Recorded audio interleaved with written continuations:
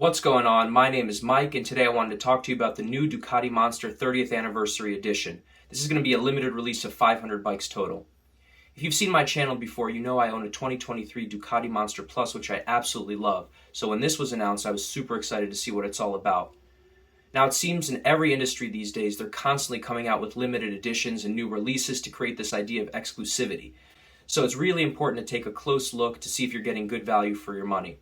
In this video, I'll be talking about the new 30th Anniversary Edition and comparing it to the base Monster and the Monster SP to see if it's truly worth buying. Also, stick around till the end and I'll be talking about some excellent bikes that you can buy at this price point if you decide not to go with the 30th Anniversary Edition. Let's hop right into it. So this was the video released on the Ducati website, so I just wanted to give my initial impressions. It's a really beautiful paint scheme with the Italian flag colors and the 30th Anniversary logo. Looks like they have some sort of gold rims. The Terminioni slip-ons are what you would get on the SP. The damper and front suspension are Öhlins, also what you would get on the SP. Looks like the rear fender and the cowl are the same as on the other Monsters. The seat looks like a high-quality embroidered material. So yeah, overall, really beautiful bike. The colors really pop. Let's talk about the features that make this bike special. It's produced in 500 total units and personalized with a plaque bearing the unique serial number. It also comes with a special tricolor livery with gold forged aluminum wheels and gold Öhlins forks. It also has the Terminioni silencer, embroidered seat, and the mudguards are in carbon fiber. Now let's see how it compares to the other Monster models.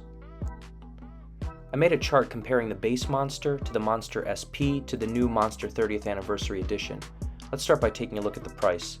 The base Monster comes in at $12,995, followed by the Monster SP at $15,695.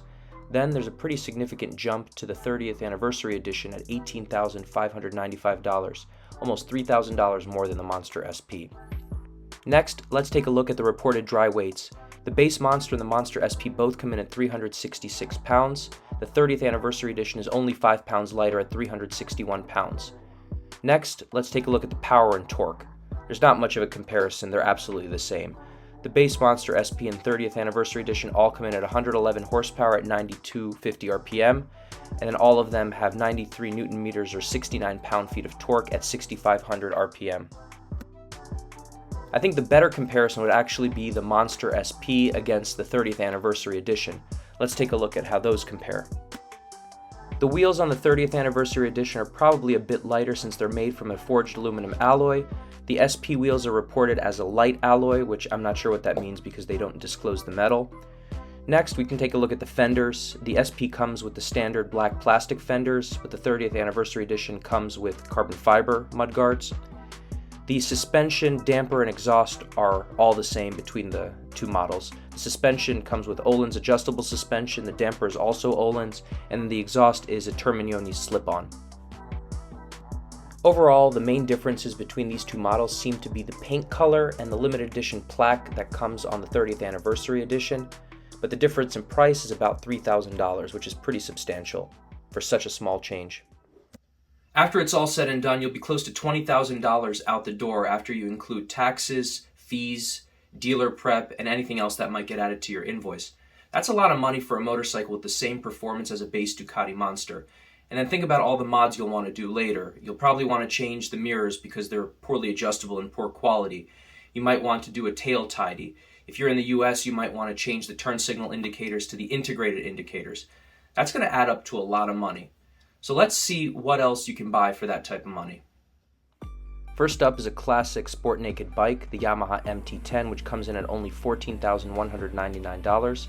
For this price, you're getting significantly more power and more torque, and you also have a ton of money left over for modifications or to save for another bike. If you want to stay in the Ducati family, you can consider the Ducati Street Fighter V2, which actually comes in at less money at $17,995. This has a more aggressive look, as well as more power and torque than the Monster 30th Anniversary Edition. Another excellent bike for exactly the same price is the Ducati Panigale V2. Obviously, this is not a sport naked bike and the riding position is different, but just an example of what you can get for the same amount of money. Now, one of my favorites, the MV Agusta Brutale 800 RR. It's slightly more expensive than the 30th Anniversary Edition Monster at $19,998, but look at this thing, it is gorgeous. That triple exhaust, the hole underneath the seat, the trellis frame, everything is just perfectly executed on this bike. It's also got significant power to boot at 140 horsepower and 87 Newton meters of torque. So as you can see, you can get a lot of excellent motorcycles for $20,000. Now sure, it would be cool to own a bike limited to 500 total units, but I don't think that this release is special enough or different enough from the current Monster offerings to justify such a high price tag. In fact, the SP might be a better option given how similar it is to the 30th Anniversary Edition.